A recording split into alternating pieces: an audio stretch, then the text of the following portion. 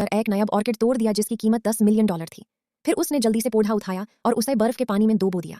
उसके बाद उसने होटल की रिसेप्शन से रेड वाइन की बोतल उठाई और उसे सीधा ऑर्किड पर डाल दिया। किसी फूल पर रेड वाइन का इस्तेमाल करना एक अनोखी बात थी और करीब ही खारी साजिशी औरत के चेहरे पर मगरूर मुस्कुराहट थी।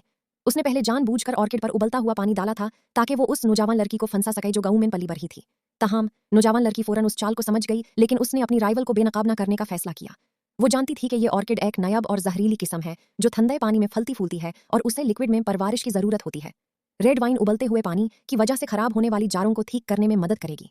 इस बात से बेखबर साजिशी औरत ने होटल के मैनेजर को बुलाया और उससे नौजवान लड़की को माली के पास ले जाने को कहा। वो उम्मीद कर रही थी कि माली उसे दंतेगा, लेकिन उसे ये देखकर शदीद झटका लगा कि माली ऑर्किड को देखकर हैरान रह गया। वो दोबारा जिंदा हो चुका था। मली, जो 1 साल से ज्यादा अरसे से बगैर किसी कामयाबी के इस ऑर्किड को उगाने की कोशिश कर रहा था, ये देखकर दंग रह गया कि नौजवान लड़की ने उसे बचा लिया था। उसने फौरन लड़की से कहा कि वो उसे अपने तरीके सिखाए। सच ये था कि वो नौजवान लड़की सिर्फ एक सीधी सादी गांव की लड़की थी। वो हाल ही में शहर आई थी, सिर्फ ये जानने के लिए कि वो अपने वालिद की तरफ से तय की गई एक अरेंज्ड मैरिज के बंधन में बंधने वाली है। वो ये नहीं जानती थी कि उसका फियांसे जिंगयाओ ग्रुप का सीईओ है, जो कि एक बहुत बड़ी फार्मास्यूटिकल कंपनी है। सीईओ, जो इस शादी के लिए तैयार नहीं था, ने खुद को एक सिक्योरिटी गार्ड के रूप में छिपाया ताकि वे अनअट्रैक्टिव नजर आ सके। लेकिन यूएस की हैरात की इंतहा ना रही जब वो नौजवान लड़की उसे शादी का सर्टिफिकेट हासिल करने के लिए सीधा रजिस्ट्री ऑफिस ले गई। सर्टिफिकेट हासिल करने के बाद इसने बेसब्री से अपने वालिद को फोन किया ताकि वो अपना वादा याद दिलाए कि शादी के बाद वो उसे $1 लाख देंगे।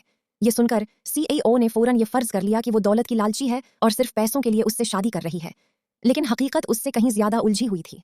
शादी का असल कंट्रैक्ट इस नौजवान लड़की की छोटी बहन के लिए था। तहम जब उसकी बहन ने सीईओ की तस्वीर देखी और समझा कि वो सिर्फ एक सिक्योरिटी गार्ड है, तो उसने शादी करने से इनकार कर दिया। इस वक्त सुखानदान अपनी कंपनी को पब्लिक करने की तैयारी कर रहा था।